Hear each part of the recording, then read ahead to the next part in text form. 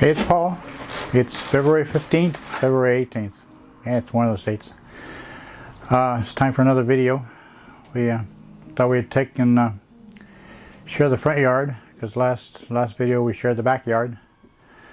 I transitioned from California to North Carolina. We've now got a North Carolina license plate. We've got a North Carolina driver's license. We have a home in North Carolina. So we're beginning to feel like we're in North Carolina, and we're not in California anymore. Last week we went down and got a gun permit and purchased a Glock 43, which you can't do in California. So it's been a fun week. This week I expect to hear back from a job prospect, and we're waiting for a drug test and a background check, and then we'll be employed. So it'd be kind of fun. One of the things that's been kind of stirring in my mind is back in 1988, part of the Vineyard Church and small group leader, and was doing a lot of Vineyard conferences to transmit those kind of values into my small group. And so I saw this conference, Prophetic Intercession, and I go, yeah, prophetic, that's what I want to do. I want to do prophetic, whatever that is.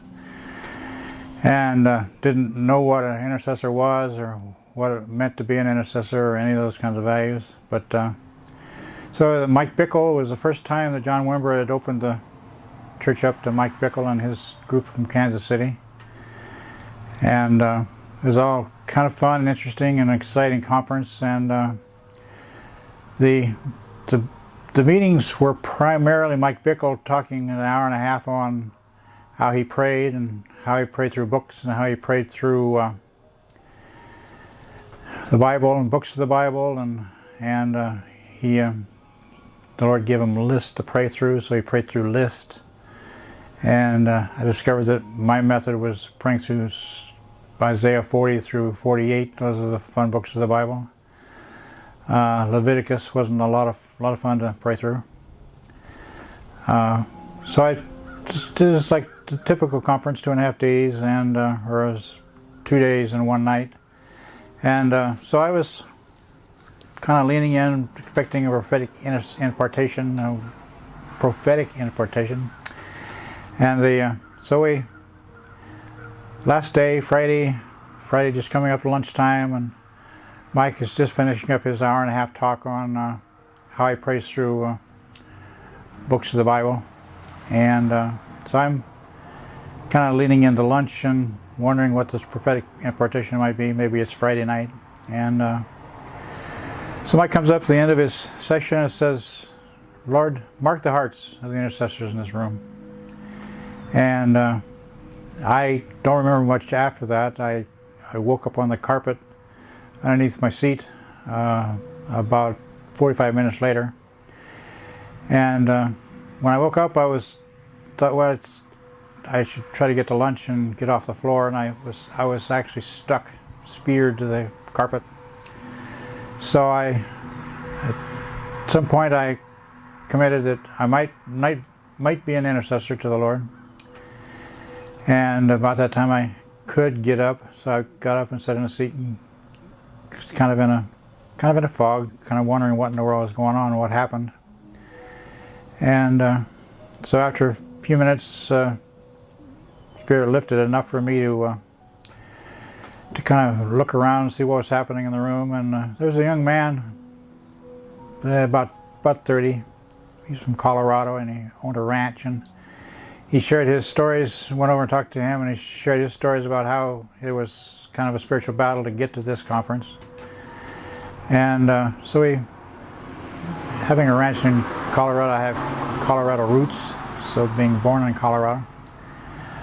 We traded at the time there was no email, so we traded physical addresses, and we committed to stay in touch via postcard, etc. So still don't know what an intercessor is. Kind of think I am one because of the experience, but I have no idea what that looks like. My first large event, there was lots of a shift of the way I felt and the shift of being able to see. I was at work downtown Los Angeles, headed to the job just before lunch, and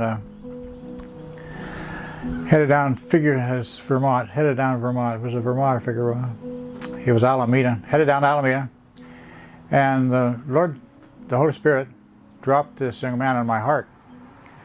And I was driving in 4-lane highway alongside the railroad tracks from Alameda, and I knew it was about this young man, so I was rebuking and all kinds of, not knowing what it looked like I was required to do, but at one point I was screaming at the ceiling of the car and weeping and sobbing, and by the time I was sobbing, I decided I couldn't drive and do this at the same time, so I pulled over on the frontage there at the railroad tracks and spent about 20-30 minutes screaming at the ceiling of the car and sobbing, and at about 25 minutes to 30 minutes that thing lifted off of me, and so I said, what in the world was that? So I finished the day and drove home and dug out this young man's address and a postcard, and sent him a postcard that said, this is kind of what happened. I was driving down the street, and the Lord caused me to pray for you rather dramatically, and we still don't know what it is and what it was, but it seemed kind of serious at the time. So I stuck in the mailbox, and back in the day, it's back when you waited for the mail turnaround, so it was about 10 days later. I get a postcard from him, and his name was Duffy. Get a postcard from Duffy, and he says, well, Paul, it's interesting that you were praying for me at that point in time. I had a group of about 20 guys. We just coming back down off the BLM lands, off of a trip that we had made with these 20 guys, and we're on horseback, and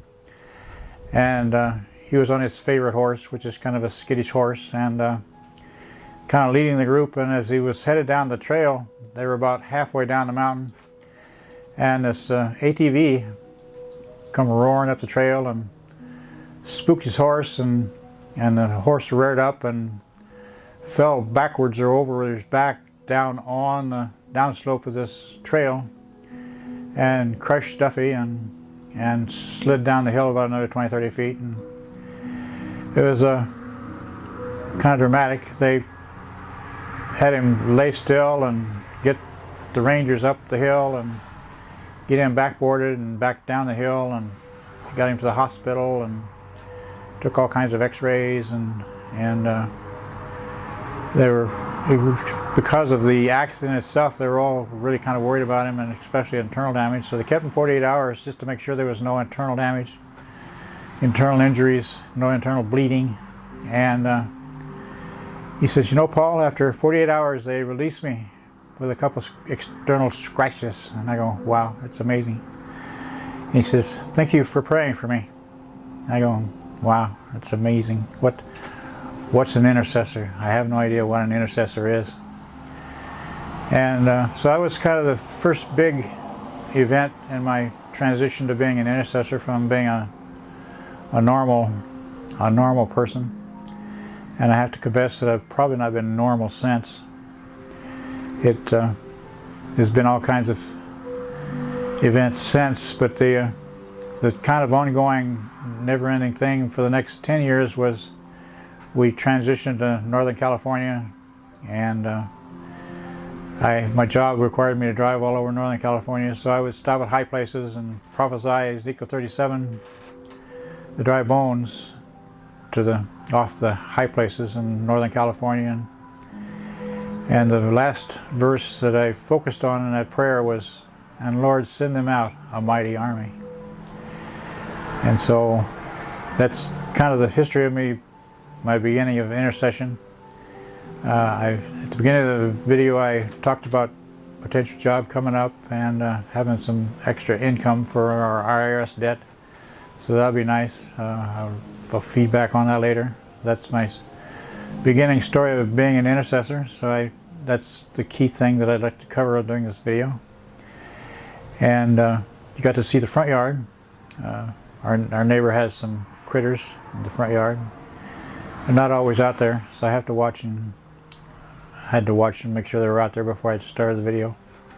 So February 18th, 2019, left California, in North Carolina. Have most of the attributes of being in North Carolina, but having a driver's license and a house and a license plate for North Carolina. So it's, I guess I should announce, we are in North Carolina and we feel a part.